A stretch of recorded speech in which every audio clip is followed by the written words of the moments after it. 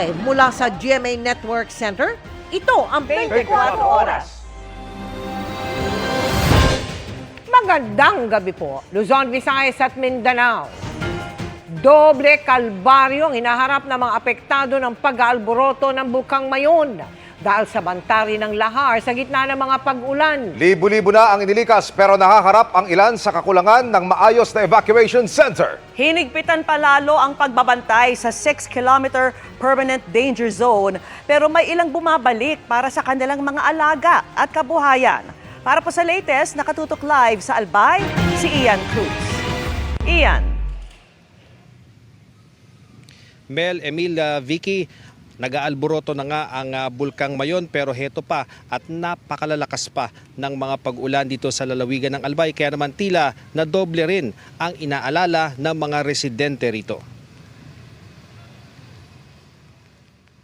Sa patuloy na pag-aalboroto ng Bulkang Mayon, di nabababa sa 131 ang rockfall events sa nakarang 24 oras. 5 padaloy ng uson o halo-halong mainit na bato, lava at gas ang naitala.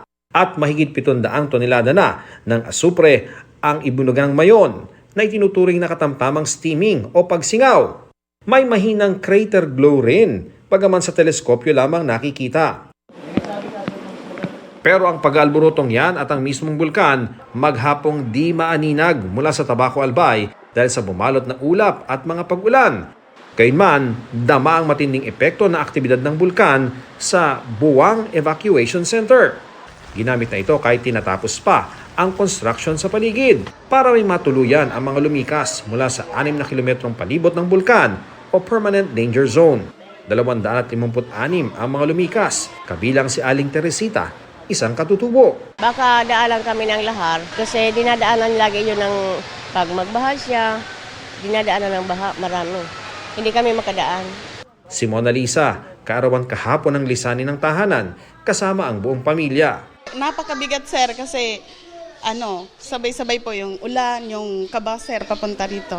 Siniguro ng City Health Office ang sapat na sanitasyon sa evacuation center. Para maiwasan na yung mga nakakahawang sakit tulad po ng ubusipon, lalo na po ngayon malamig.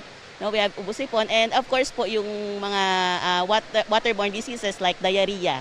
Yan. And isa din po sa binabantayan namin is yung mga skin diseases. Sa San Antonio Evacuation Center, nasa 22 families o 78 individuals naman ang evacuees. Sa buong lungsod naman, halos 800 ang inilikas mula sa 6-kilometer permanent danger zone. Mahigpit ang mga pulis para hindi mapasok ng mga hindi otorisado ang 6-kilometer permanent danger zone. Pero sa dulong bahagi ng danger zone, binalikan ng ilang ama ang kanilang mga alagang hayop at kabuhayan. Hindi, nagbababaan naman kami. Para nag-ano lang kami ng yung mga hayop. Yung pamilya ko, nandun na. Para yung tindahan ko, binuksan ko kahit saglit. May mga tao pa man dito. Ayon sa mayor ng Tabaco City, may pwede namang pagdalahan ng mga alagang hayop. Higpitan pa ng otoridad at barangay ang pagbabantay sa mga checkpoint. May animal shelter tayo sa San Antonio. Kasama nyo sa meeting namin. Kasama yung agriculture namin, yung city agriculturist namin, officer, na sinabi yung mga kapitan, kung may mga ganun, mga alagang hayop o animal, dalhin sa animal center. Nangangamba na rin ang mga nasa labas pero dikit sa boundary ng 6-kilometer permanent danger zone. Hindi pa sila required umalis pero handa namang ilikas kung kailangan. Inisip po namin kung halimbawa maglakas po yung ng bulkan, kasi noon na po yan 6 na yan, iabot na rin po kami. Meron kaming data ng 7 to 8 kilometers extended and buffer zone. Documented na po sila and ready for evacuation din po. Tuwing nag-aalboroto ang bulkan, umaabot ng 3 to 4 months ang mga tao sa evacuation center. May parating pang ayuda mula sa probinsya ng Albay at DSWD. Gulay, meat, and then chicken. Yun na lang po ang ipopurchase namin. Pero mag-uusap kami ngayon. Mag-uusapan namin yung budget kung paano yon. Naglikas na rin ang mahigit 1,000 residente mula sa 6-kilometer permanent danger zone na sakop ng Malilipot, Albay. Pero may 10% pa ang hindi na ililikas at kinukulang na ang mga maayos na evacuation center. Oo. Na lang kami walang mapuntahan. Dahil yung kinag-assist kaya sa Muya kung saan ang available. Oo. So hirap po kayo kung saan kayo titira, ma'am? Oo. may gusto bumalik, sabi ko kung pwede, wag na muna. Kasi nandyan sa ano naman yung mga military natin dyan. Gagawa naman namin ng paraan para maging convenient sila sa evacuation center. Vicky, sa buong Albay sa tala ng kanilang Public Information Office ay mahigit 800 pamilya na o katumbas ng mahigit 3,000 individual yung lumikas dahil nga sa pag-aalboroto ng Bulkang Mayon, at inaasahan, Vicky, na mas tataas pa ang bilang na yan sa pagdaan ng mga araw. Yan muna ang latest mula rito sa Maulang Albay. Balik sa iyo, Vicky. Maraming salamat sa iyo, Ian Cruz. Ang latest po mula sa FIVOX, nakikitaan na ng pamamaga o ground deformation ang Bulkang Mayon. Nakahanda na mga otoridad sakaling itaas pa sa level 4 ang alerto sa bulkan. Nakatutok si JP Soriano. Magdamag na binabantayan ng FIVOX dito sa headquarters ang live video stream ng Mount Mayon. At sa nakalipas lang na 24 oras, mahigit 130 rockfall events na ang naitala. Ito yung mga pagbagsak ng mga bato mula sa itaas na bahagi ng bulkan dahil sa epekto ng pagdami ng lava. Meron tayong lava dome growth habang ito yung makapal and malapot na lava sa ibabaw ng bulkan, and naiipon siya doon. So lumalaki siya, ibig sabihin may nadagdagan ng lava. Ayon kay FIVOX Director Teresito Bacolcol, nito pang Nobyembre nagsimulang mamonitor ang pagdami ng rockfall events sa bulkan. Pero mas nadagdagan nitong huling linggo ng Desyembre at ngayong pagpasok ng bagong taon.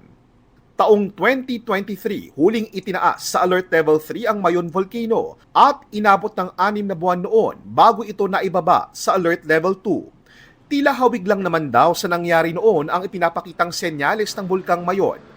Pero ang kaibahan ngayon, ayon kay Bacolcol, may nakita silang pamamaga o ground deformation. Ibig sabihin may material ka na gumigit-git, tumataas. So kaya siya namamaga. So signal to na may pressurization doon sa bulkan. So if this will follow the 2023 template, this would be longer than the 2023 kasi nga meron kang magma. Sa ngayon, umaasa ang FIVOX na hindi na aabot sa Alert Level 4 ang Mayon Volcano. Bagamat nakitaan na raw ito ng tinatawag na Pyroclastic Density Currents o PDC. Anything can happen, pwedeng magbago yung parameters natin. Kung biglang dumami yung volcanic earthquakes natin, kapag may lava flow na at mas mahahaba, kapag meron na tayong lava fountaining, yun yung itataas na natin to Alert Level 4. Oras na mangyari yan, pinakadelikado ang mga nakatira malapit sa permanent danger zone dahil sa loob daw ng 1 oras ay pwedeng rumagasa ang volcanic gases, abo at nagbabagang mga bato mula sa bulkan. It can incinerate everything on its path.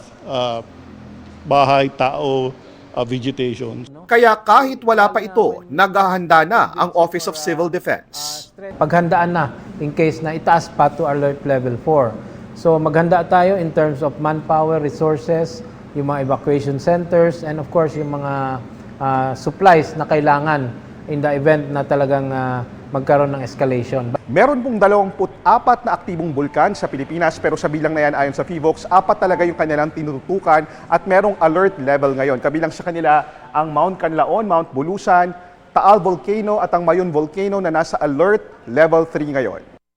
Ang Mount Canlaon, nakitaan ng FIVOX ng ilang ash emissions nitong hapon, pero consistent o maituturing daw na normal kung pagbabasihan ang alert level 2 status ng bulkan.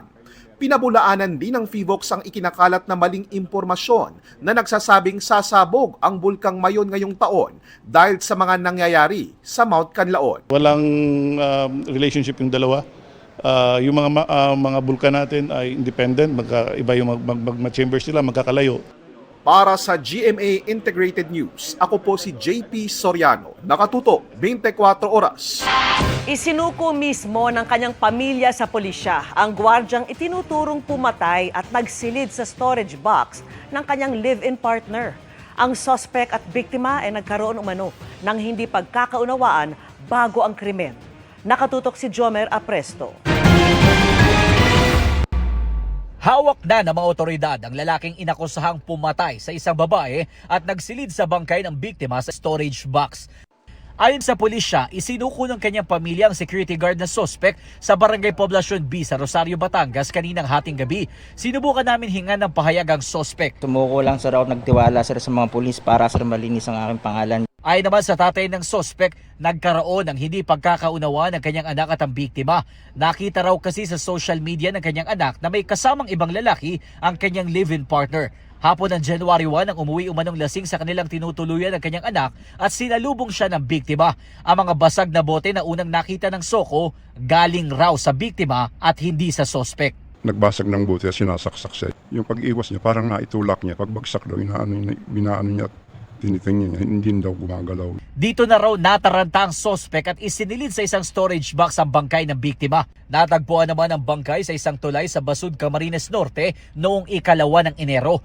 Sa backtracking ng mga pulis, na-trace kung sino ang suspect sa tulong ng barcode ng tape na binili niya at naiwan sa storage box.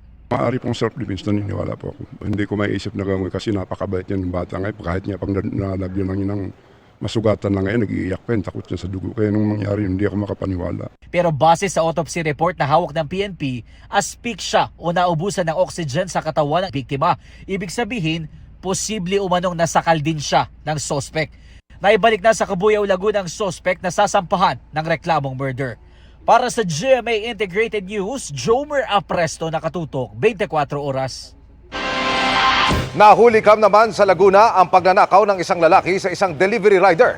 Bukod sa motorsiklo, natangay pati dalang parcel ng biktima na napag-alamang ipinamigay ng suspect sa mga bata. Nakatutok si John Consulta. Exclusive.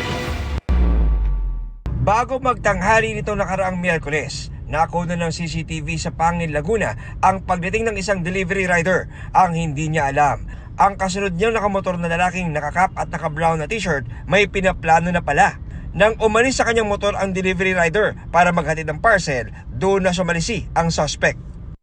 Minatyaga ng suspect ang biktima na nagde-deliver bahay-bahay ang biktima ng mga parcel.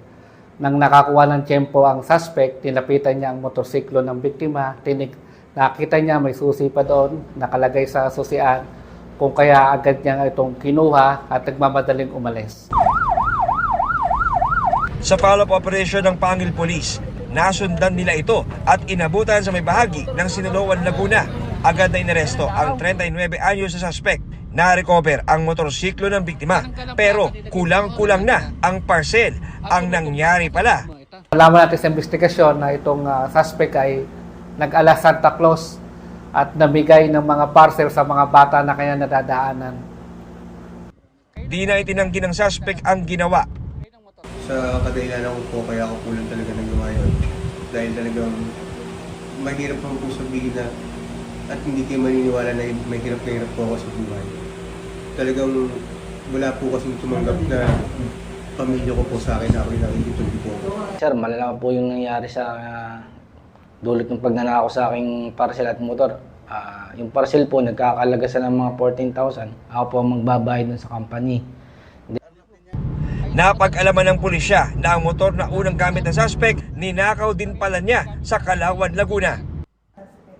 Atin siyang kakasuhan sa paglabag sa Republic Act 10883 o ang The New Anti-Kidnapping Act of 2016. Kakasuhan din natin siya ng theft dahil sa mga nawawalang parcel ng biktima. Para sa GMA Integrated News, John Consulta, nakatutok 24 oras. Kaugnay naman ng flood control scandal, sinabi ngayon ni Senadora Amy Marcos na nakasagap siya ng impormasyon na may mga kakasuhan sa January 15 kabilang ang mga senador. Pero pinagbawalan umano silang mag-ungkat kaugnay ng mga nasa matataas na posisyon. Nakatutok si Mab Gonzalez. Ilang senador at kongresista umano ang makakasuhan kaugnay ng maaanomalyang flood control project sa January 15, ayon sa nabalitaan ni Senador Amy Marcos. Ang balita, January 15, ang charges against certain senators will be filed. I understand they have already drafted against Senator Jinggoy, Senator Joel, and former Senator Bong Revilla. Pagkatapos ang balita ko, meron na rin daw against Congressman Garjola, Congressman Yap, and his brother, Congressman Yap as well. Pero alam ko na pinagmamalaki na kompleto na daw yung ebidensya at pwede na daw i-file. Kinukuhanan namin ng pahayag ang mga nabanggit na mambabatas. Sa nasagap ni Senator Amy, wala pang direktang ebidensya pero inihahanda na rin umano ang kaso laban sa ibang senador. Kaya tanong niya, bakit Senado ang napuntirya? Sinasabi din, wala raw sa ngayon direct evidence linking Senator Cheese, former Senator Nancy, former Senator Grace, and Senator Mark Villar. At hinahanda daw yun. Bakit naman ganito lahat ng senador? Akala ko yung flood control ang pinagmulan doon sa Kongreso at sa Speaker's Office, sa small BICAM. Bakit nauwi sa Senado? Parang sobrang diversion na to. Balita rin daw ng senadora, bubuwagin na ang ICI o Independent Commission for Infrastructure sa February 1. Ang balita ko, February 1 ang pinapakong date na i-disband na raw yung ICI. Ayun. Wala nang ICI. Kung sa bagay, nag-resign na lahat ng member pero wala pong maliwanag.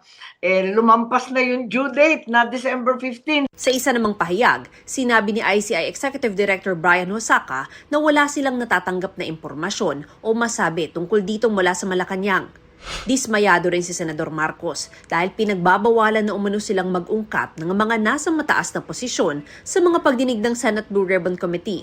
Ang alam daw niya, bawal na sabihin mula kay dating House Speaker Martin Romualdez pataas. Mula nung tinanggal si Senator Marcoleta, pinipigil naman kami talaga na wag aakyat hanggang sa mabababang posisyon lamang ng DPWH, hanggang sa mga kontratistang pinag-utusan.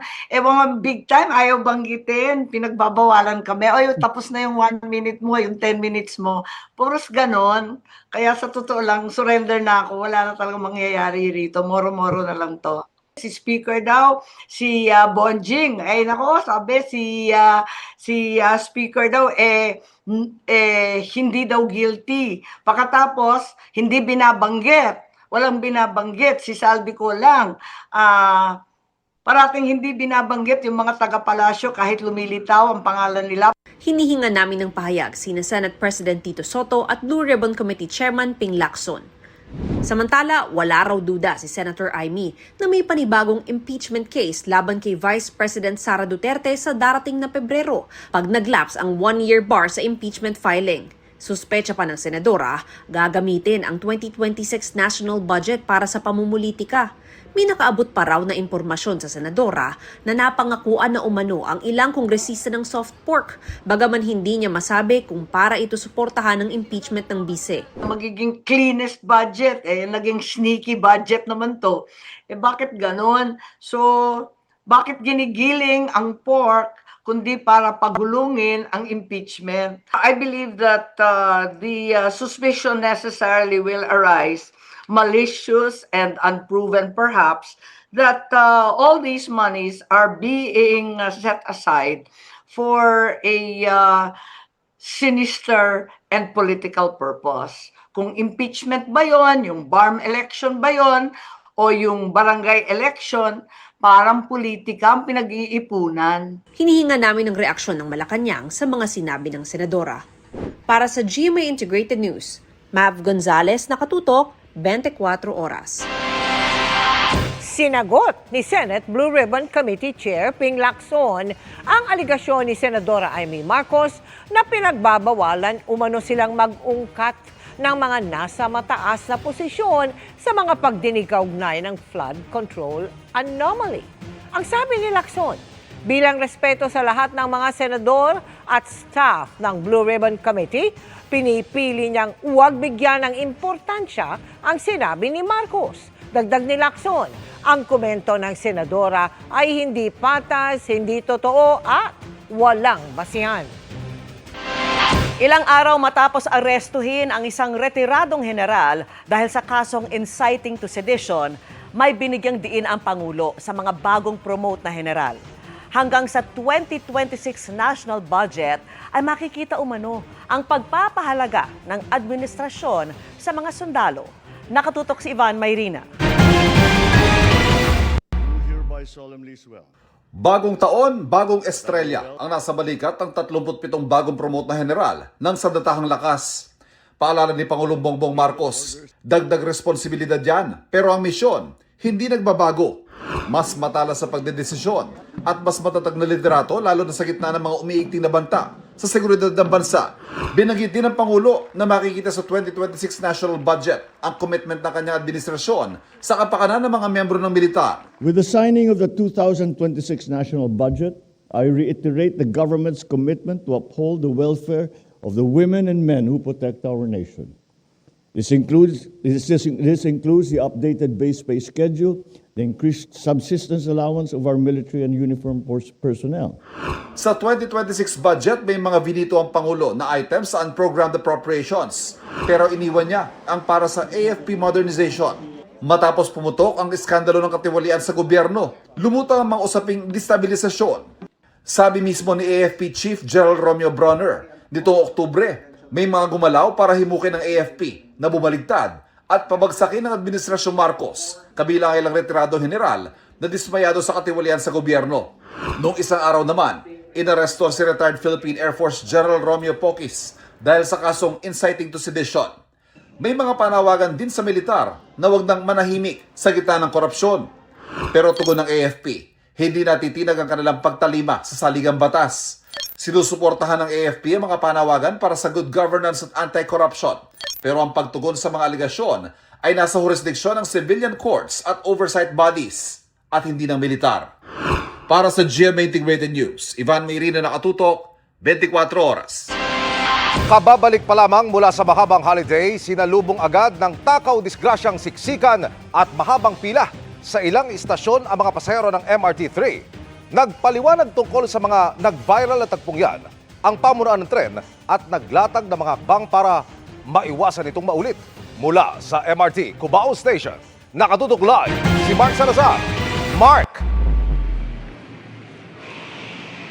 Emil, nako, hindi nga maganda ang buena mano sa MRT3 sa unang araw pa man din ng pagdagsa ng kanilang mga commuters. Dito sa pinakaabala nilang istasyon sa Cubao, dito nag-viral nung Lunes ang problema.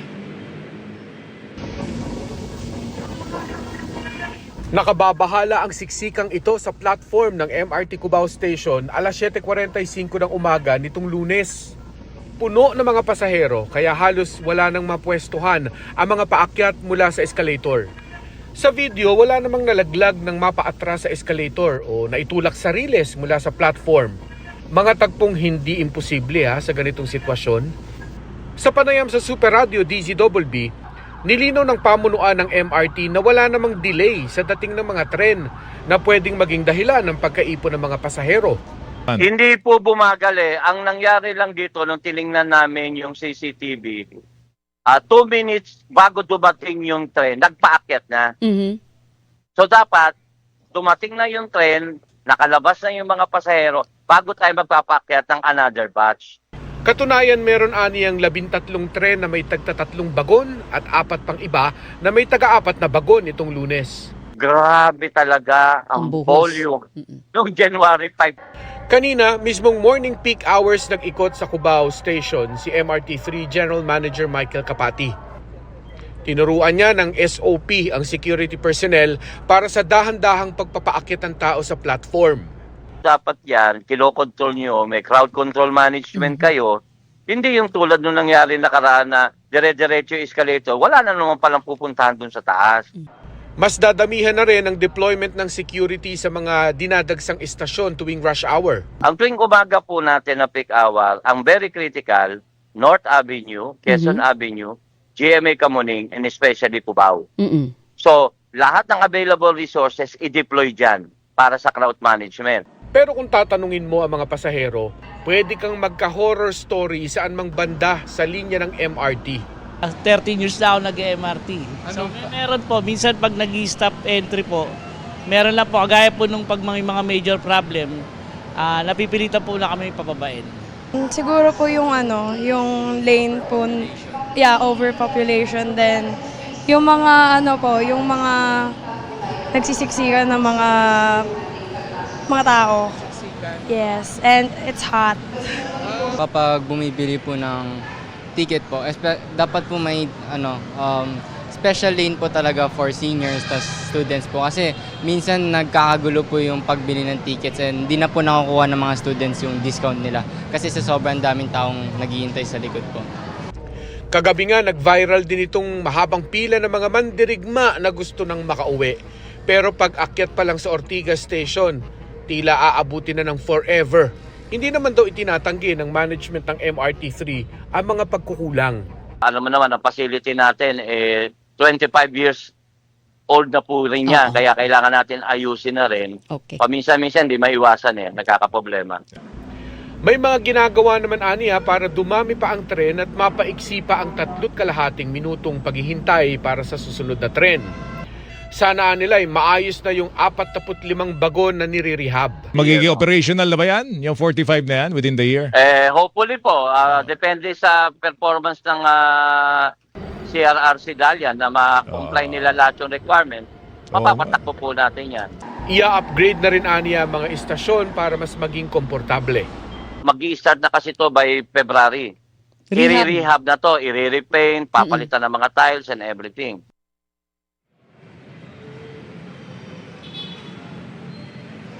Ang mga pasahero naman daw, Emile, aasa lang na matupad yung plano para matupad rin yung pangako. Kung sa bagay, sabi nga nila, wala naman sila magagawa kundi umasa dahil wala naman silang choice, hindi ba, Emile? Maraming salamat, Mark Salazar. Ipinagluluksa ngayon ni kapuso actress Jasmine Curtis Smith at its Showtime host Ann Curtis ang pagpanaw ng kanilang ama. Sa joint Instagram post nilang magkakapatid, ibinahagi ni Jasmine ang hindi nila inaasahang pagpanaw ng kanilang amang si James Curtis Smith. Deeply loved at endlessly admired nila ang ama na tinawag nilang true patriarch. Bumuhos naman ang pagmamahal, dasal at pakikiramay sa pamilya ni Jasmine. Nasangkot sa aksidente ang isang ambulansya sa Tarlac bago pa man madala sa ospital ang sakay nitong pasyente. Nakabanggaan nito ang isang motorsiklo. Nakatutok si Jasmine Gabriel Galban ng GMA Regional TV. Palapit sa isang crossing sa Barangay San Sebastian sa Tarlac City ang isang motorsiklo hapon nitong Lunes. Nang lumiko naman ang isang ambulansyang papunta sa ospital. Kaya nagkabanggaan ang dalawa sa intersection sa MacArthur Highway. Need na talagang to endorse the patient immediately. Magka-counter flow siya. Going towards the left, magte-turn siya. But with all precaution kasi ang training po nila is iilaw sila, hihingi sila ng daan.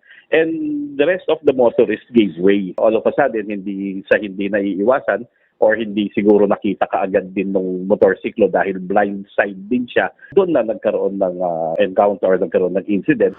Agad namang rumisponde ang mga otoridad sa insidente. Nagtamo ng minor injuries ang driver ng motorsiklo na wala pang pahayag. Nag-sustain lang po ng minimal damage yung ambulansya at saka po yung single motorcycle. At nagdesisyon po yung both parties na isettle, mag-amicable settlement. Mula sa GMA Regional TV at GMA Integrated News, Jasmine Gabriel Galban, nakatutok 24 oras. Pagpapaliwanagin ng Agriculture Department ang ilang retailer ng karne at gulay sa Marikina. Lagpas kasi sa maximum suggested retail price ang kanilang paninda. Nakatutok si Bernadette Reyes. Mas mataas ng 10 piso sa maximum suggested retail price na 370 pesos kada kilo ang benta ni Mang Erning sa liempo. Kaya pinagpapaliwanag siya ng Department of Agriculture. Bigay sa amin is 340. Ayun, kaya 390 dapat po ang benta. Tulad niyan, lilinisin pa namin yan. Tatanggal po to. Kasama po sa hango namin yan. Timbang, nalulugit pa naman po kami. Mas mataas rin sa maximum SRP ang puting sibuyas sa pwestong ito. problema tayo rito. Susulatan natin sila para malaman ko po Kung saan kung galing. saan galing. Sabi nila po, 120 lang bentahan ng sibuyas puti. Opo. Yung ano po namin, puhunan 110 na po. 10 lang sa amin nun. Kulang yun. Tsaka nagpapakargador pa po kami dito eh. Ganun. Kaya hindi namin mabigay na 120. Magkakaiba naman po kami ng kinukuhanan usually po.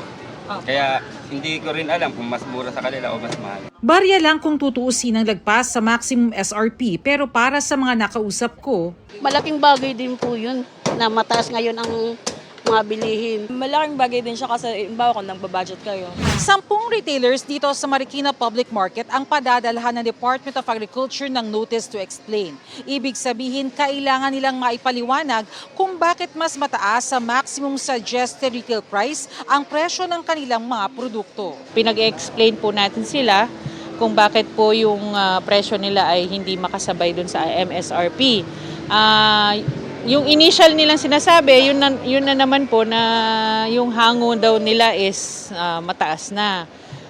Pero yung base po doon sa mga napadala na nating NTEs before at yung mga sagot nila, hindi po naman nila masabi kung ano yung pangalan po ng mga pinagkukuhanan. Mahalaga raw makipagtulungan ng mga retailers para malaman kung saan nagmumula ang mataas na presyo. Pwede po sila mapasara yung sa permits nila at kung kunwari may mga non-compliant sila ng mga ordinances, profiteering ba yan, pang-aabuso ba yan, yun, pwede silang maging criminally liable. Can be fine, can be imprisonment, yan, pagpapasara, confiscation ng binebenta. Ayon sa DA, may kakayahan ng Food Terminal Incorporated ng gobyerno na makapagbenta ng mga produktong agrikultura ng mas mura. Plan po ni FTI, magpa-purchase na kami directly sa source, sa mga farmers.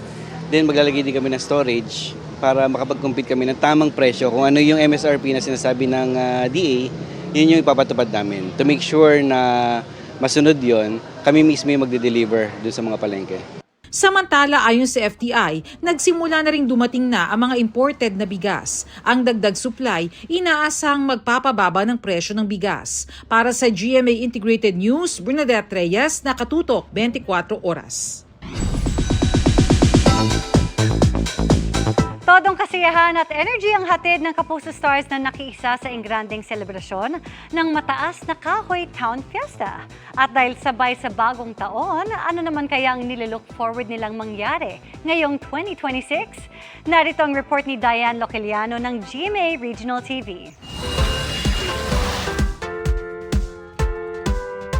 Engrandeng sinalubong ng Mataas na Kahoy Batangas ang bagong taon matapos idaos ang kanilang 3 araw na selebrasyon ng Town Fiesta. Isang pagdiriwang na nagbigay pugay sa kultura, tradisyon at natatanging galing ng mga mataas na kahoyenyo. Puno ng saya ang mga aktibidad tulad ng Ginoo at Binibining Mataas na Kahoy Turismo 2026, Street Dance Competition, at makukulay na float parade na simbolo sa husay at pagkakaisa ng komunidad. Siyempre, save the best for last, ang Kapuso Fiesta. Pinangunahan ni Sparkle artist and host Pipita Curtis ang programa at nakipagkulitan sa masiglang crowd. May musical treat pa si Jennifer Maravilla. Pinakilig naman ni PBB Collab 2.0 ex-housemate Lee Victor ang fans. Hindi rin nagpahuli si Bryce Eusebio sa kanyang stage presence. Habang ipinakita ni Prince Carlos ang husay sa dynamic dance performance. At OSC Princess Hannah Priscilas nagpamalas ng powerful vocals. Sinundan ito ng isang impressive song production mula kay Ara San Agustin.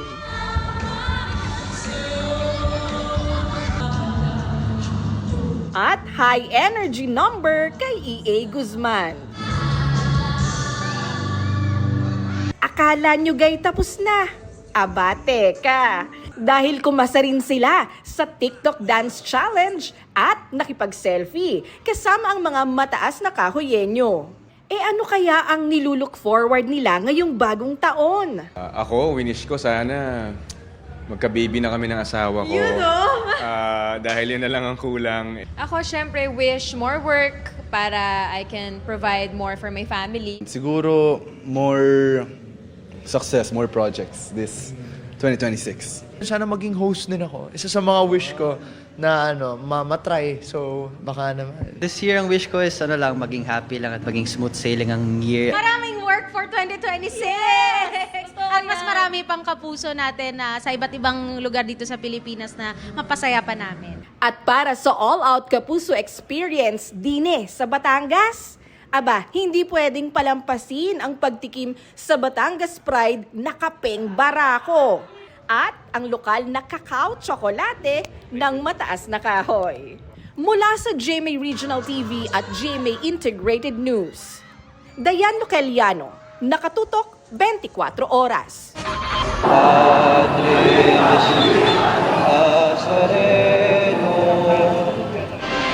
Anumang oras ngayong gabi ay sisimulan na po ang pahalik sa Poong Jesus Nazareno sa Quirino Grandstand. At marami na ang maagang pumila roon. Ang latest tinututukan live ni Maris Umali. Maris.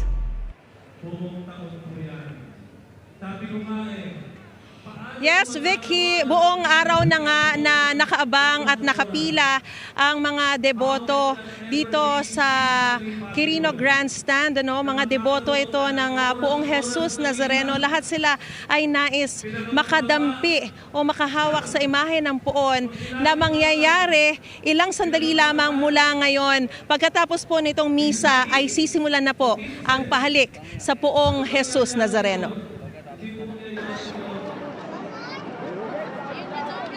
Kahit alas 7 pa ng gabi magsisimula ang pahalik sa Poong Jesus Nazareno, maaga nang nagsipila ang mga mananampalataya, mapadeboto man o hindi. Gaya ni Benny, na alas 12 pa ng hating gabi simulang pumila. Almost 20 years na, sir. Para sa pamilya ko, para iwas sakit. Sobrang paniwala ko sa kanya. Hindi ko panata pero nakaka-15 taon na ako. Kasi hindi ako makatulog or makakilos ng maayos pag alam kong andito na siya pag-araw ng Nazareno. Paniniwala ko, ginagabayan ako sa tama. Ngayong taon, itinaas na raw ang pwesto ng Poon kaya hindi na literal na mahahalikan ng Poon, pero madadampian at mahahawakan pa rin naman ito. Basta mahawakan mo kahit ng iyong kamay, we term it, we coin it, pahalik already. Nagpaalala naman ang DOH sa publiko na mag-ingat. Kahit na anong sakit na could be transmitted through airborne, droplets, malaki yung chance na talaga na ma-spread yon. Kaya, ang sinasabi po natin is, sana yung may mga sakit na, lalo yung ganyan, huwag na nga lang pumunta. Kasi, kailangan ipag-alang-alang din natin ating mga kapwa. Pero yung mga deboto talaga, hindi mo mapigilan kaya mag-mask. Bago nito, sa Quiapo Church, isinagawa na ang pabihis para sa Poon.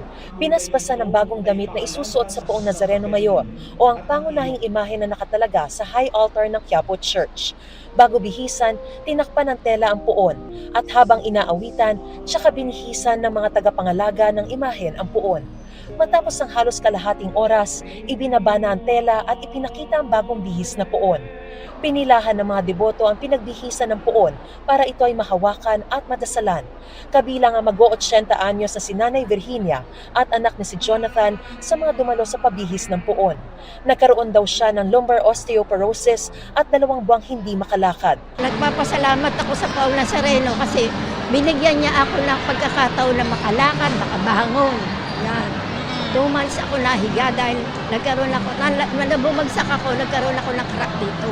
Muling nagpaalala ang simbahan na sundin ang panuntunan at sumamba sa halip na sumampa. Talaga ang misa po ang pinakamataas na uri ng pagsamba, pagdasal. Hindi mo pwedeng ikumpara ang 10 oras mong prosesyon sa 1 oras. Kahit 24 oras ka magprosesyon, magpagulong-gulong ka doon, hindi mo kayang tapatan ng 1 oras o 45 minutes na misa. Pwede po tayong humila ng lubid, pwedeng sumalya, pwedeng magwagayway ng inyong panyo at tuwalya, pwedeng mangandila, pwedeng manalangin, huwag na lamang po sanang sumampa sa andas. Ang tunay na deboto, nagsisimba, sumusunod, tumatalima. para sa kabanalan, kaayusan at kaligtasan ng ating prosesyon. Kanina nilinisan na rin ang Plaza Miranda. Nag-ikot naman si Manila Mayor Isko Moreno sa Villalobos at Plaza Miranda para siguraduhin wala ng mga vendors sa paligid. Nagpaalala rin siya sa mga deboto at mga nagtitinda. Bawal po ang uminom sa pampublikong lugar. To the seller, you are not allowed to sell. Huwag na kayo nagkakalat na mga stick, no, na maaaring makasugat sa mga paa ng mga deboto dahil generally, great majority ng deboto naglalakad ng nakapaa. At year on year, ang isa sa mga injuries ay foot injuries.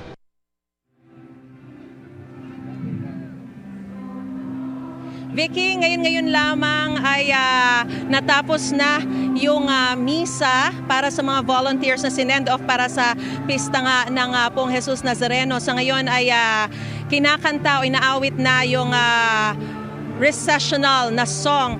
At sa mga sandaling ito ay nakikita na rin po natin yung live na kuha po yan na nagsimula na rin po yung pahalik sa Poong Jesus Nazareno sa imahen po nito. Pagpapakita ng taos-pusong debosyon, pagpapakumbaba at tiwala ng mga deboto sa kapangyarihan at habag ng Poong Jesus Nazareno. Samantala, Vicky, bukas naman ng alas 3 ng hapon magsisimula na ang Fiesta Mass na gaganapin sa Quiapo Church at sunod-sunod na yan hanggang alas 11 ng gabi sa January 9, mismong araw ng pista ng Poong Jesus Nazareno. At yan muna ang pinakasariwang balita mula pa rin dito sa Quirino Grandstand. Balik sa iyo, Vicky. Maraming salamat sa iyo, Mariz Umali. Mga kapuso, sa ating ulat panahon, magpapatuloy ang maulang panahon bukas sa ilang bahagi ng bansa. Pangunahing magdadala ng mga pag-ulan ng shear line. Ang shear line ay binubuo ng makakapal na ulap dahil sa pagsasalubong ng malamig na amihan at mainit na easterlies. Base sa datos ng Metro Weather, mas mataas ang tsansa ng mga pag-ulan bukas sa Luzon. Umaga pa lamang, posible na yan sa Cagayan Valley, Quezon Province, Bicol Region, Mindoro at Palawan. May tsansang magpatuloy yan sa hapon at posibleng mas lumakas ang ulan. Maging alerto sa banta ng baha o landslide. Kabilang sa mga inaalerto ang mga taga-Albay kung saan patuloy rin ang pag-alboroto ng Bulkang Mayon. May mga kalat-kalat na ulan naman sa ilang bahagi ng Visayas at Mindanao. Sa Metro Manila, posible pa rin ang pag-ulan lalo na bandang hapon. Samantala, dahil pa rin sa ihip ng amihan, ramdam ang paglamig ng panahon sa ilang bahagi ng bansa. Ngayong araw, naitala ang 14.6 degrees Celsius sa Baguio City, 15.5 degrees Celsius sa BSU La Trinidad, Benguet. Sinundan niya ng 18.8 degrees Celsius sa Tanay, Rizal at 19.2 degrees Celsius sa Basco, Batanes. Nag 20.1 degrees Celsius naman sa Tuguegarao, Cagayan. Ayon sa Pag-asa, magpapatuloy pa ang lamig ng amihan sa mga susunod na linggo.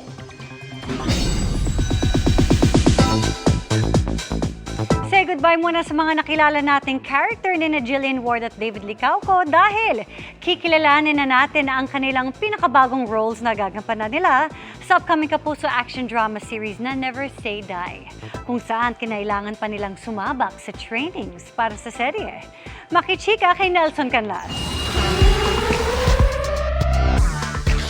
Mula sa dating sweet at dramatic roles ni Jillian Ward, mukhang maninibago ang mga kapuso sa bago niyang karakter sa isa sa newest offering ng Kapuso Network this 2026, ang Never Say Die. Sa serye gaganap si Jillian bilang isang taekwondo artist at para maging mas makatotohanan ng action scenes, ilang buwan siyang nag-training ng martial arts at ang paboritong pastime niya na firing. Noong 2024 po, na-try ko na pong mag-firing. I'm happy na nagagamit ko din po siya sa pagiging artista ko. Nakapag 2 martial arts class naman po ko, tapos isa pong taekwondo class. So, natutunan ko po yung basics, paano yung form, paano talagang sumipa na may power, kung ano yung tamang tindig. Unang sabak pa nga lang daw sa serye, ma-action na. Nasampulan pa nga ang kanyang kasama sa series na si Rahil Viria. Yung character ko naman, hindi siya ganun ka-action na action kumpara kanila Joey, Jillian, or si Andrew, which is David. Ginawa nila ako medyo lampa. So unang scene, spoiler, merong binalibag ako ni Jillian. Makakasama rin nila sina Kim Ji-soo, Raymart Santiago, Richard Yap, Angelo De Leon, Annalyn Baro, Wendell Ramos at marami pang iba. At makakatambal ni Jillian sa Never Say Die si David Licauco. Isang news vlogger naman ang role na gagampanan niya. Gaya ni Jillian, mapapasabak din si David sa bakbakan. Pero kahit daw matitindi ang mga eksena, sabi ni David, magaan at masaya ang kanilang set. Nakapalagayan ng araw ng loob ni David ang kanyang castmates, lalo na si Jillian. It takes a while for me to, like warm up around people, di ba? Pero with si Jillian, Rahil, Jisoo, Richard Yap, and everyone else, talagang I feel na it's very light lang. Alam mo yun, na hindi ko kailangan na I don't have to think too much, right? So, yeah. So, nag-enjoy lang kami. Feeling ko, hindi ko pinag-uusapan namin. Nelson Canlas updated sa Showbiz Happenings. Hindi dapat mabahala. Yan ang tiniyak ng Health Department dito sa bansa sa kabila ng pangamba na sa kumakalat ngayong super flu tulad sa Amerika at United Kingdom. Nakatutok si Tina Panganiban Perez. Sa Amerika, kung saan halos 15% ang idinami ng may influenza nitong kalagitnaan ng Disyembre, may mga nasawi na sa sakit. Kabilang ang isang 16 anyos na namatay 5 araw matapos makitaan ng sintomas ng trangkaso. Sa United Kingdom naman, kung saan tumaas ng 55% ang mga na-ospital dahil sa super flu nitong kalagitnaan ng Disyembre, ineengganyo namang mag-face mask ang mga nasa public transport at mga ospital. Dominant strain na H3N2 subclade K ang natukoy na super flu na ayon sa mga eksperto ay mas delikado dahil bago umano sa immune system. Pero ang mga nasa Pilipinas, tiniyak ng Department of Health o DOH na hindi dapat mabahala. Kinumpirma ng DOH na may naitalang mga kaso ng super flu sa bansa pero noong nakaraang taon pa at lahat gumaling na. And we've actually detected about July, August, about 17 cases that were determined to be of the new subclass of the super flu. All of them have recovered. Ang nabanggit na uri ng super flu, kayang labanan ng kasalukuyang bakuna laban dito. Yung pong tinatawag na AH3N2 J241 lineage, yung mas madaling sabihin na subclade K. Kasi yung mga bakuna against the flu for 2025 ay tumatalab sa subclade K. Sa ngayon po, wala po tayong mga kaso ng subclade K. At hindi rin anya lumalala ang epekto ng trangkasong yan kung pagbabatayan ang World Health Organization Risk Assessment. Hindi po lampas or tumataas mula dun sa karaniwang ating trangkaso yung subclade K. Pareho lang po siya, wala ho tayong dapat ikabahala. At sa ngayon, walang bagong kasong naitatala. Pero paalala ng DOH, kung masama ang pakiramdam, magpahinga na lang sa bahay. At takpan ng ilong at bibig kung babahing at uubo. Flu is a self-limiting illness unless meron kang medical condition, may cancer ka, may elderly. If you're sick, stay at home. If you're infected, you have upper respiratory infection, you should cover your face with a face mask. And then, better stay at home. Inirerekomenda rin ng DOH sa mga babiyahe sa mga malalamig na bansa na magpabakuna ng angkop sa mga bansang yon. Although yung super flu, yun yung sinasabi nila, it is able to avoid the flu vaccine. So kaya nga mas maraming serious conditions in North America and the UK where there is winter. So matindi, malamig na malamig kasi doon ngayon. So mas matindi yung flu cases nila. Para sa GMA Integrated News, Tina Panganiban Perez, nakatutok 24 oras.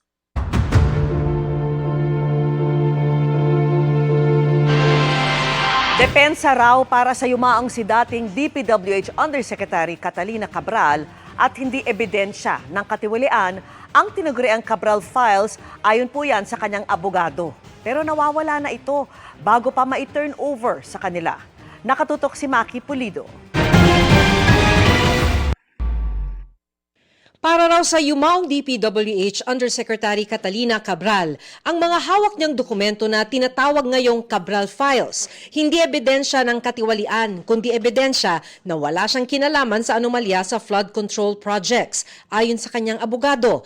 Ito raw ang dahilan, kaya magto-turnover dapat siya ng 6 na kahong puno ng dokumento kina Attorney May de Vinagracia. Pero sabi ng kanyang abogado, hindi raw ito na turnover sa kanila at ngayon nawawala. Those documents would show na talagang she was just really following orders. Coming from Secretary Bonoan, those orders, mga instructions, directing her to vet and review certain projects if it's qualified for funding. Sa Senate Blue Ribbon Committee hearing, itinuro si Cabral ni dating DPWH Undersecretary for Operations, Roberto Bernardo, bilang mastermind ng kickback scheme sa DPWH. Sinabi rin noon ni Bernardo na may kapangyarihan si Cabral na magdagdag, magsingit o magbawas na mga proyektong popondohan sa National Expenditure Program.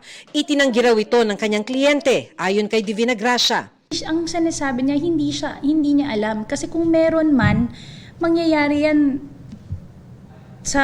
siguro sa awarding or sa implementation, but hindi kasi siya naging she was never a district engineer, she was never a director, kumbaga never siyang naging so hindi niya alam yung nangyayari sa mga district engineering offices and regional offices. Ang merong jurisdiction dito, the person who has supervision and control over these offices are the undersecretaries for operation. Wala rin daw tinanggap na kickback si Cabral. Wala raw mga mansyon si Cabral at simple lang ang buhay ng kanyang 2 anak. I went to their house in Tatalon. Hanggang namatay siya, dun sila nakatira. Kung meron siyang 20 billion, meron siyang house in Forbes, meron siyang house in Corinthians, bakit niya patitirahin doon yung mga anak niya? And you can also verify saan nagtatrabaho yung mga anak niya. Yung isa, ang description niya sa sarili niya, I'm just a cook in a hotel. Not even a chef. Yung isa naman is a salary grade 11 employee of the government.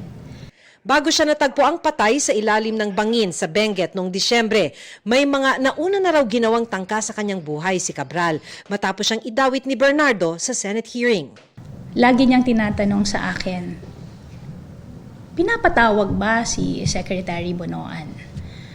Bakit merong mga offers of immunity dun sa mga tao who already admitted their participation in the scheme? She felt abandoned, parang she felt that she was being made a scapegoat. Sabi rin ng abogado ni Cabral, handa raw sana siyang humarap sa pagdinig noon ng ICI, pero hindi raw nito natanggap ang imbitasyon ng komisyon. Sumulat pa sila noong December 15 sa ICI para iparating ito. 3 araw matapos nito, namatay na si Cabral. Para sa GMA Integrated News, Maki Pulido, nakatutok, 24 oras. Dumami ang bilang ng mga Pilipinong unemployed o walang trabaho nitong November 2025 kumpara sa parehong buwan noong isang taon. Batay sa Labor Force Survey ng Philippine Statistics Authority o PSA, nasa 4.4% ang unemployment rate nitong Nobyembre, katumbas ng 2.25 million na mga individual. Mas mataas ito kumpara sa 3.2% noong November 2024. Pero kung ikukumpara sa October 2025, mas mababa ito sa naitala noong 5% nitong Nobyembre pa rin. Buwaba naman sa 95.6% o 49.26 million ang bilang ng mga Pilipinong may trabaho.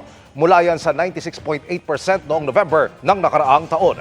Ayon kay PSA Chief Claire Dennis Mapa, mas kaunti ang may trabaho noong Nobyembre sa kabila ng papalapit na holiday season dahil naapektuhan ng pagdaan ng Bagyong Tino at Bagyong Uwan ang accommodation at retail trade sectors.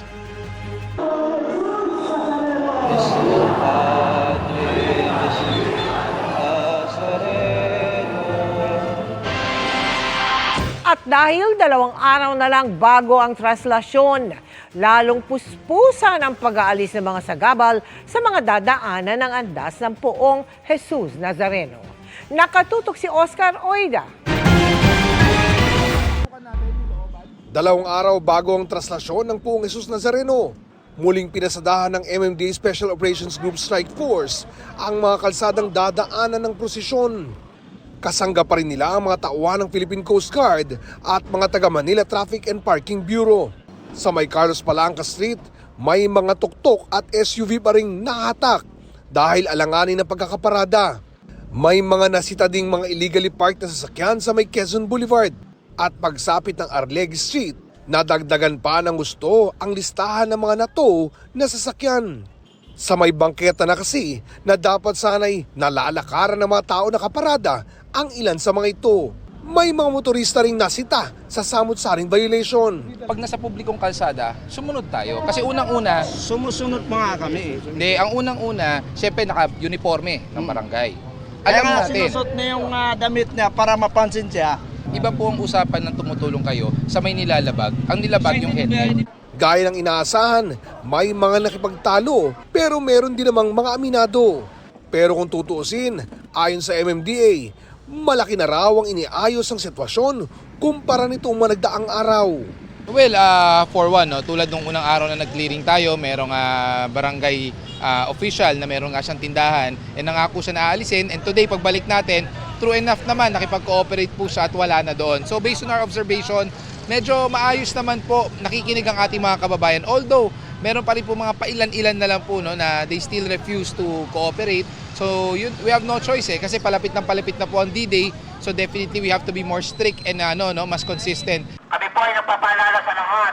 Kapansin-pansin na rin ang sigasig ng mga barangay sa pagpapatrolya bilang paghahanda sa paparating na traslasyon. Simultaneous yung clearing operation. So I think with that approach, mas naging maayos, saka mas maganda yung naging clean up drive natin kasi nga consistent tuloy-tuloy.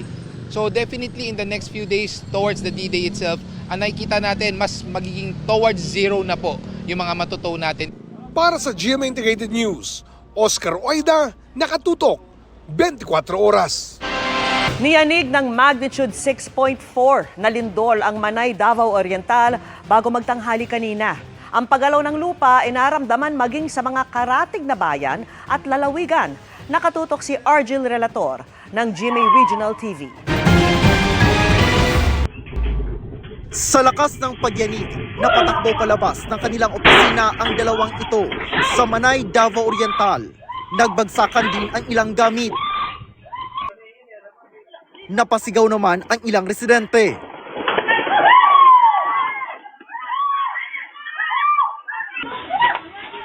At nagpulasan ang mga nagtitinda sa Manay Public Market. May mga napahinto rin sa trabaho at agad bumaba ng hagdan. Ayon sa FIVOX, nasa magnitude 6.4 ang lindol na tumama malapit sa Manay, Davao Oriental, 11 a.m. kanina. Intensity 5 ang naramdamang epekto ng lindol sa mismong bayan ng Manay. Gayon din sa Hinatuan, Surigao del Sur at Talacogon, Agusan del Sur. Pero naramdaman din yan sa iba pang lugar sa Mindanao at Visayas. Tulad na lang dito sa Davao City kung saan intensity 3 ang naramdamang epekto. Sa gitna ng pagyanig, naglabasan ang mga estudyante ng isang pribadong kolehiyo sa Rojas Avenue. Gayon din ang mga nasa loob ng isang mall.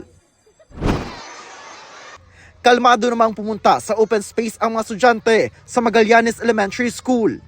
Habang ang mga morning session ng mga estudyante agad na pinauwi. As long as nanay parent magsundo, ipagawas na ang bata. Ulian na po nila. Ulian, timing lang. They were able to vacate the building as fast as they could and they know where to go on the vacated area, on the evacuation area assigned to them. Nagsilabasan din ang mga empleyado ng Davao City Hall building at nag-evacuate sa Quezon at Rizal Parks at open spaces sa palibot. May ilang nakasuot ng hard hat.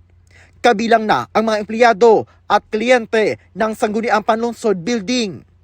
Nang huminto ang pagyanig, nagsagawa ng assessment ang mga personahe ng City Engineer's Office sa building. Nang masigurong ligtas at walang danyos, pinabalik din agad sa loob ang mga tao. Tinamaan din ang Panabo, Davao del Norte, pero kalmado lang na lumikas ang mga estudyante palabas ng isang paaralan. Naantala rin ang klase sa Makilala National High School sa Makilala, Cotabato dahil sa pagyanig. Mula sa GMA Regional TV at GMA Integrated News, Orgil Relator, nakatutok 24 oras. Sinampahan ng kasong administratibo ang isang retiradong PNP official dahil sa pagsusot umano ng mamahaling sapatos noong nasa serbisyo pa siya. Sa litrato, makikita si retired Brigadier General Jezebel Imelda Medina. Suot ang umano'y luxury footwear habang nakauniforme. Ayon sa National Police Commission, tinatayang mahigit 70,000 pesos ang halaga ng sapatos, katumbas halos ng isang buwang sakod ng isang Police Brigadier General. Nakakabahala raw ito lalo't kailangang payak ang pamumuhay ng mga nagseserbisyo publiko, lalo na ang mga senior police officers na nagsisilbing ehemplo para sa buong hanay ng kapulisan. Kinasuhan si Medina ng less grave neglect of duty and conduct unbecoming of a police officer.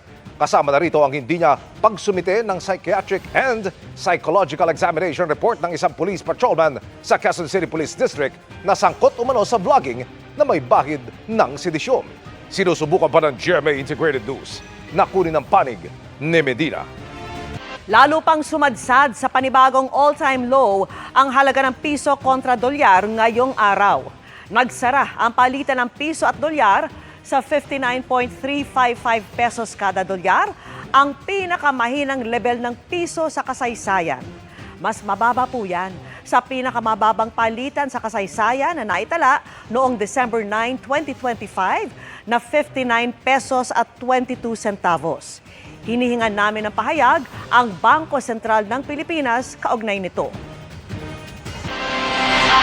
Mga kapuso, update tayo sa Bulkang Mayon sa Albay. Nakitaan ito ng crater glow ngayong gabi. Sa camera footage na inilabas ng PHIVOX, makikita ang tila pagliwanag sa tuktok ng bulkan. Mas kita yan ng malapitan sa isa pang kuhang larawan. Ayon sa PHIVOX, naobserbahan ang crater glow na tinawag ding Banaag. Pasado alas 6:30 hanggang alas 7 ngayong gabi, naobserbahan umano ang superheated volcanic gas mula sa bagong magma sa ibabaw ng crater at incandescent material mula sa rockfall at pyroclastic density currents o pagdaloy ng uson. Nananatili ang alert level 3 sa Bulkang Mayon. Napuno ng emosyon ang labas ng gusali ng Supreme Court sa Maynila nang ilabas ang resulta ng 2025 bar examinations kanina. Mahigit 5,000 examinees ang nakapasa. Ang kwento ng kanilang pagpupursige, tinutukan ni Sandra Aguinaldo. To release, upload, and publish the list of the successful examinees of the 2025 bar examinations on the Supreme Court website. Congratulations! And Sa hudyat ng chairperson ng bar examination, inilabas ngayong hapon ang resulta ng 2025 bar exams. Maya-maya pa, bumuhos ang emosyon ng ilan sa nakapasa at kanila mga kaanak at kaibigan na nagpunta sa Supreme Court para abangan ang resulta.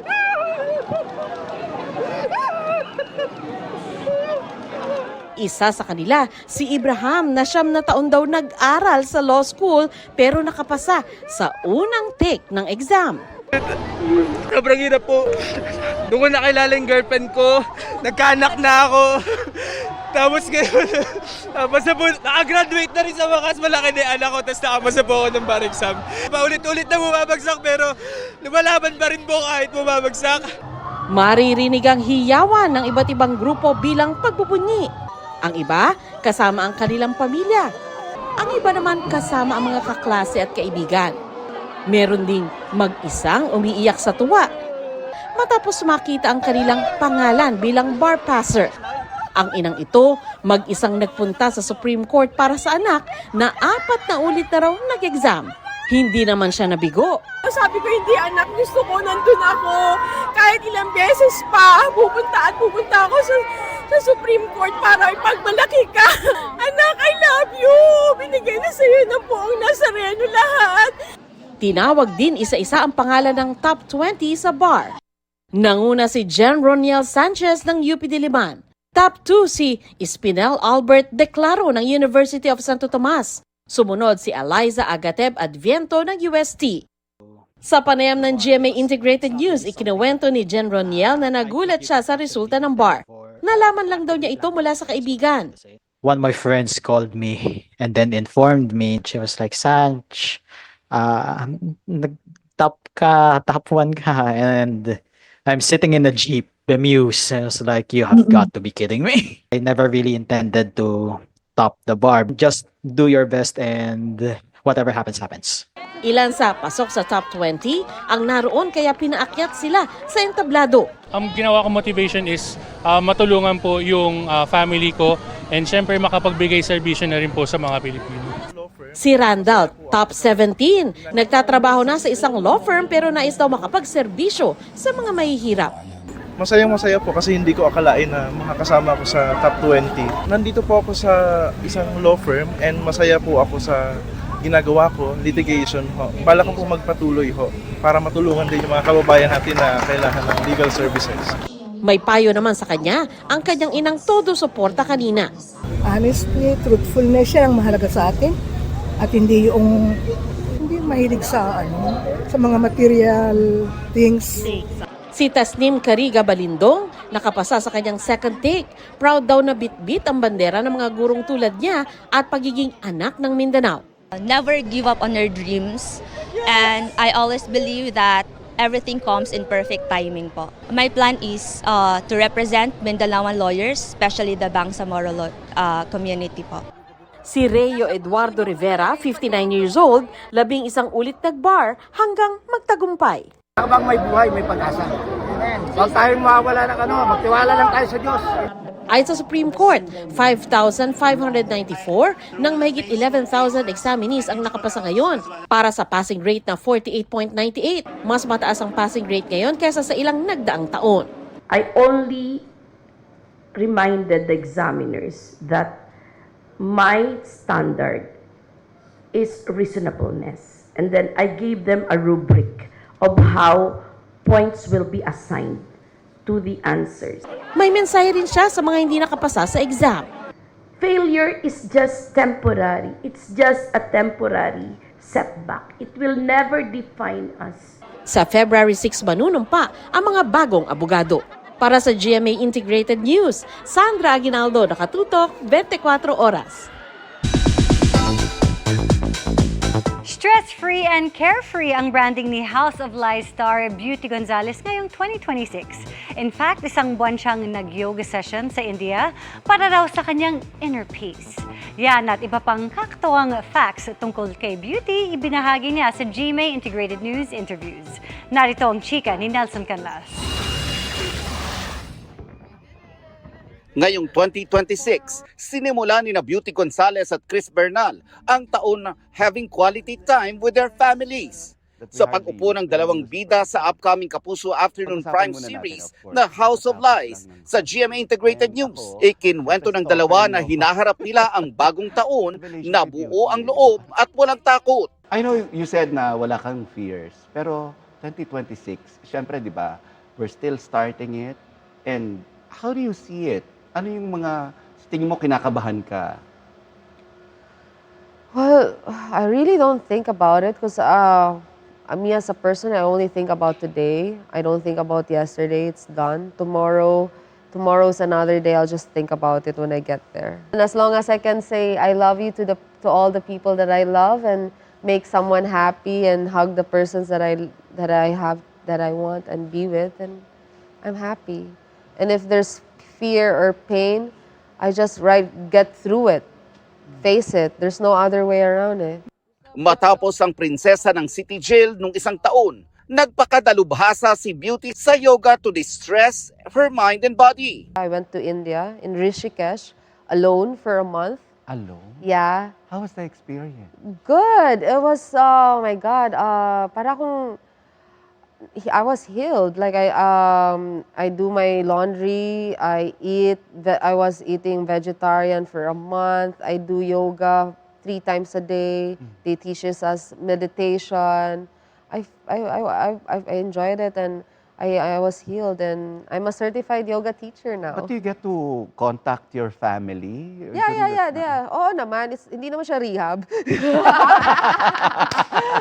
Ano naman siya, may ano naman ako FaceTime naman. Pwede naman. Pero my school kasi was on top of a mountain. Pinili ko talaga na out of the city kasi alam kong tatakas lang ako sa gabi at pa-party. So, pinili ko talaga na very secluded school sa taas. And then, bawal kaming tumakas kasi may mga tigers sa labas. Literally. Literal na tiger. Yeah. I mean, if I could only do a vlog, it's a fun experience. Pero yeah, yun. So I did it. I just did it. And then my graduation, sumunod yung family ko. Masasabing hindi ordinaryo ang mga gustong puntahan ni Beauty. Ang kanyang choice of vacation places, hindi pangkaraniwan. I like going to obscure places din eh. So Yung hindi touristy. No, yeah. Like this year I went to India, went back to India for a month, and this year naman I'm thinking about going to Socotra Islands or maybe Egypt or I don't know, Sri Lanka. Because I like something different. I like culture, I like to see colors, I like to see something new in my eyes. The way I heard it is parang yung mga lugar na pinupuntahan mo, parang minsan baka walang credit card. Meron naman. Awa ng Diyos. Wala kang credit card, di ba? Yeah, oh my God, booking mo. At si Beauty, chill lang parati. In fact, wala rin siyang worry kahit sa mga stressful situations. Yeah, because I don't check my passport. And then nagkaroon na kami ng ticket, and then when I got to the plane, it's like, oh, Mom, your passport is expired. So I go, no. Bakit? Why? Bakit ako dumaan ng immigration at nakaabot? Why? What happened to your bridal shower? Wala. They all had fun. And I just had to go back to the luggage and look for my bag. One time, naiwan ako because my real name, nakalimutan ko. It's Christine Marie Gonzalez, hindi Beauty Gonzalez. I was like making chika. It's like, oh my God, it's my name. Wait. Okay, naiwan ako ng flight. Bukas, si Chris Bernal naman ang magbabahagi tungkol sa kanyang pagiging ina. Yes, at saka hanggang ngayon breastfeeding pa ako. Hanggang ngayon? Oo. Ang pagbabalik sa GMA at ang kanyang pagiging palaban.